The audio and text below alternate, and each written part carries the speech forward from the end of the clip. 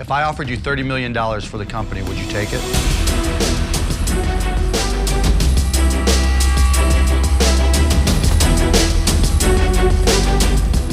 We've all pictured ourselves being offered $1 million deal on Shark Tank. Never mind that such offers are not thrown around every day. Now imagine turning down $30 million. You're not alone. No one could believe it either when Coffee Meets Bagels rejected Mark Cuban's tempting offer. Least of all, Mark, who had finally met his match in the formidable Kang sisters. They gave up a desperately needed cash injection because they believed in their company too much to accept the lowball offer, even from a shark. These three California girls founded their unique dating application company from scratch. They were not about to be baited with a measly $30 million. Good thing they didn't take the deal, because you can't imagine how much they are worth now. These daring sisters were raised in Seoul, Korea, until their father uprooted them to America as teenagers. The rest of their family remained in Korea, where they scrimped and saved and worked around the clock to ensure the girls got the best education money could buy. Not to mention the emotional distress of sending away your 3 teenage daughters to San Francisco, a world away, all while knowing you will not be there to offer precious guidance.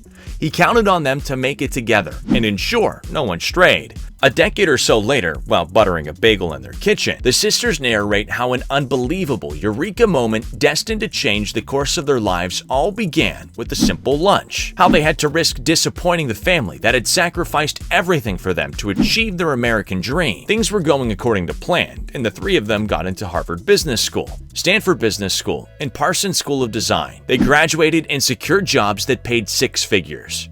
The safe thing would have been to avoid rocking the boat, but they were gamblers long before they walked into Shark Tank and crushed Mark Cuban. Their American dream came calling, and the girls walked away from their cushy jobs. Dad must have not been pleased. After achieving security, they gave it all up. And for a business idea inspired by trifling lunch date gossip. Call it destiny or sheer blood, sweat, and hard work. Some people just seem to have it. What else could explain it? Why, of all the sisters since the beginning of dating apps, were the Kang sisters destined to save women worldwide from the revolting reign of male-centric dating apps? Their creepy, predatory, and demeaning nature was a staple that the Kang sisters could only tolerate for so long. After having too many terrible experiences with dating apps, they decided to do something only the bravest ever attempt. Stop complaining and do something about it. Not even the Kardashian sisters thought of this one. So the Kang sisters uprooted their lives once again and devoted their Ivy League education and a lot of money to creating a dating app unlike any the world has ever seen. Their journey led them to the Shark Tank, where they hoped to get $500,000 in return for 5% of their company. You should see the sharks drooling at the idea of a dating app that dares to make people better.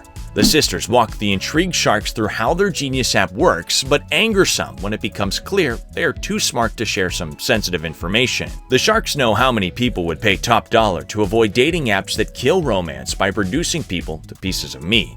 Finally, an app that was based on reducing humans to data sets and then subjecting them to a hellish loop of endless swiping? Dating app fatigue is real, and Coffee Meets Bagel was the solution the masses have been long awaiting for. It was a no-brainer to corner the market on the romantics out there, a modern way to resurrect the good old days when you could meet cute someone up and about your daily routine or through mutual friends.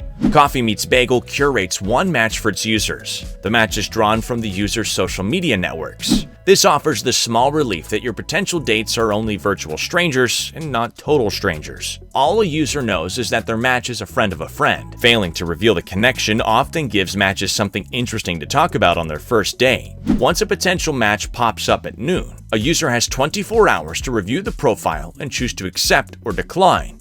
When you get a match, you must contact them within 7 days. If you wait longer than that, you will find that the chat room has expired. Robert gets them to explain how they choose the unique company's name.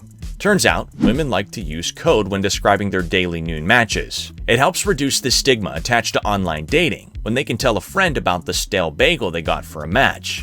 It also helps the company name does not scream dating service. Kevin is more interested in the business model. Like any good dating app, most of the core features are free. This ensures that everyone signs up. Users can then access premium features using the virtual coffee bean currency. A coffee bean costs 2 cents, with some premium services like Open Sesame. A feature that reveals your mutual friends costs 95 coffee beans. Robert wonders how the curate matches. The sister tells him that their proprietary AI algorithm crawls over users' Facebook accounts to suggest potential matches. The sharks are impressed that their app does not force users to fill endless questionnaires designed to generate matches. Signing up through Facebook takes under a minute. Out of the blue, Robert asks if the sisters have met their soulmates yet. Though one is married, the second is dating a guy she met on the app, and the third still has hope that the app will serve up her perfect guy. Things begin to tumble downhill when the sisters refuse to give Kevin an exact answer to a simple question. How many users do you have? They vaguely reveal that they have between 1 and 500,000 users. Mark Cuban rudely interrupts one sister as she explains that competitive reasons prevent them from revealing their exact numbers. He pulls out of the deal. Robert hastily moves on to the sales. Though the company is growing fast, they are losing money because of the development expenses. The sharks are stunned to hear that the sisters each receive $100,000 salaries annually. They quickly justify this by claiming that they all walked away from their better salaries. Robert laughs in disbelief. When the sisters reveal that they've raised $2.8 million in external funding, the sharks lay off their salary and dive deeper into their customer acquisition costs. Though the sisters have all the numbers at their fingertips, the sharks consider their venture too risky. Refusing to reveal the exact number of users their application has does not do them any good. Neither does the fact that they expect to make up losses for the next 2 years before the business picks up momentum. Robert turns them down because he considers their offer to be an all-or-nothing deal. He insists that they are not at the business growth stage investors love. Instead, they are in the high-risk business or customer acquisition. He tells them that only a home run would make the investment worth it for him. Though he thinks they are capable of hitting a home run, the possibility is likely way down the road. Kevin is honest enough to tell them that 6 seasons of Shark Tank have made him too greedy to accept a 5% deal. He is simply too valuable to take such a huge risk for such a small reward.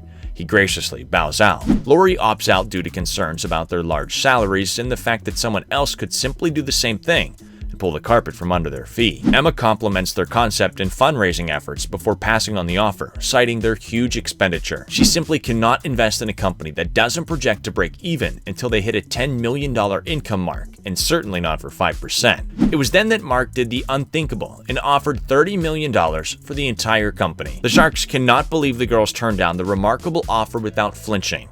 These girls knew what they had and were not about to cash out before the business exploded. As the sisters leave the Shark Tank, they vow to take the advice they give their users and never settle. They tell Mark to watch the space because though $30 million may seem like a lot of money, it will one day seem like a drop in the ocean. Now that's a millionaire mindset. What is Coffee Meets Bagel today? $15 million and counting. Though it is only half of the $30 million they turned down, at least they made Dad proud by keeping the company for the next generation.